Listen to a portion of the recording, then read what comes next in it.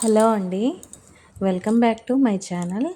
ఈరోజు సాఫ్ట్‌గా, జ్యూసీగా ఉండే గులాబ్ జాము పగుళ్ళు లేకుండా చాలా టేస్టీగా ఉండాలి. మధ్యలో ఉండలు కట్టకుండా ఉండాలి అంటే ఎలా కలుపుకోవాలి, పిండి ఎలా చేయాలో ఆ ప్రాసెస్ అయితే ఒకసారి చూద్దామండి. ఏ క్వాంటిటీలో కలిపితే చాలా సాఫ్ట్‌గా, మెత్తగా, చాలా జ్యూసీగా ఉంటాయో చూద్దాము. నేనైతే ఎంటీఆర్ గులాబ్ జామ్ 2 ప్యాకెట్లు తీసుకున్నాను. 2 ప్యాకెట్లు తీసుకుంటే, ఆ ప్యాకెట్లు అంటే కొలతగా ప్రకారంగా చూపిద్దామని నేనైతే ఇలా కప్పు తీసుకున్నానండి. ఆ బౌల్‌కి ఆ 2 ప్యాకెట్లు 3 బౌల్లు పిండయింది నాకు. 3 బౌల్లు అదేసాను కదా! ఆ 3 బౌల్ పిండికి ఒక బౌల్ వాటర్ అయితే సరిపోయిందండి. బౌల్ కంటే మరీ పైదాకా కాదు, కొంచెం తక్కువగానే తీసుకున్నాను వాటరు. ఆ వాటర్ కలుపుకుంటే సరిపోయింది నాకు పిండికి. చాలా లూజ్‌గా కలుపుకోవాలి. ఎక్కువగా గట్టిగా కూడా కలుపుకోవసరం లేదు. వాటర్ చక్కగా సరిపోయింది. పిండి మనం కలుపుకునే పద్ధతి ఇదిగో ఇలా ఎయిరు వంసొచ్చేలాగా ఉంటేనండి చాలా లూజ్‌గా ఉంటదనమాట. దీన్ని ఒక 15, 20 మినిట్స్ అయితే నానబెట్టేద్దాము. ఈలోపు పాకంకి రెడీ చేసుకుంటున్నానండి. ఒక కప్పు పిండికి 2 కప్పులు పంచదార తీసుకోవాలి. నేను 3 కప్పుల పిండి తీసుకున్నాను కాబట్టి 6 కప్పుల పంచదార. మనం పంచదార ఎంత తీసుకుంటామో వాటర్ కూడా అంతే యాడ్ చేసుకోవాలి. మొత్తం కలిపేసి పొయ్యి మీద పెట్టేశాను. ఈలోపు ఇలా యాలకులు తీసుకున్నానండి. యాలకులు తొక్కలుగా ఎందుకులే అని నేను ఇలా ఒలిచేసి అయితే ఒలుచుకొని పొడి చేసుకున్నాను. ఇలా పంచదార మొత్తం కరిగిపోయింది. పంచదార కరిగిపోయాక ఎక్కువసేపు అవసరం లేదు. పంచదార కరిగేదాకా పొయ్యి హైలో ఉంచుకొని తర్వాత స్టవ్ అనేది సిమ్‌లో ఉంచుకుంటే సరిపోయిద్ది.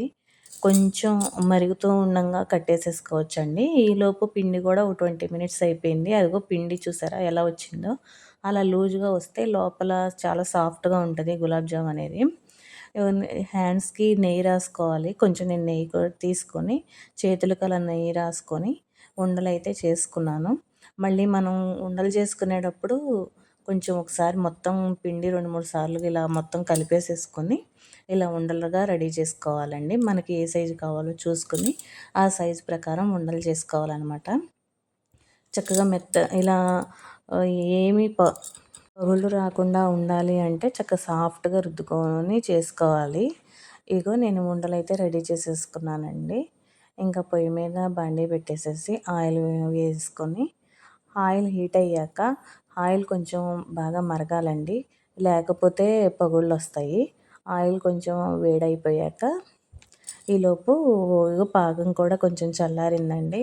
పాకం చల్లారాకేస్తేనే బావుంటది. లేకపోతే దా పీల్చుకోదనమాట. ఆయిల్ బాగా హీట్ అయిపోయింది. హీట్ అయ్యాక కొంచెం స్టవ్ అనేది లో టు మీడియం సైజ్ పెట్టుకోవాలి.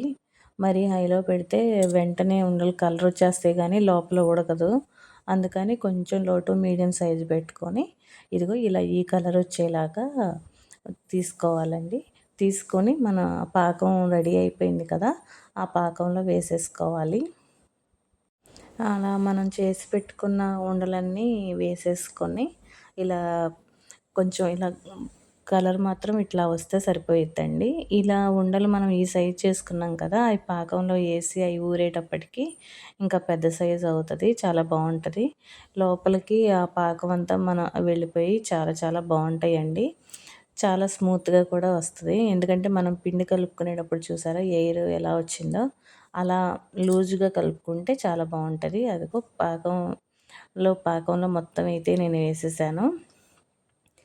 చాలా బావుంటాయండి స్మూత్‌గా. దీన్ని మనం ఒక గంట, 2 గంటలు అలా నాననిచ్చేసేస్తే పీల్చేసుకొని మొత్తం చాలా జ్యూసీగా ఉంటది. తర్వాత మనం ఫ్రిడ్జ్‌లో పెట్టుకున్నా గానీ చాలా బావుంటాయండి గులాబ్ జామ్ అనేది. ఒక 2 గంటలు అలా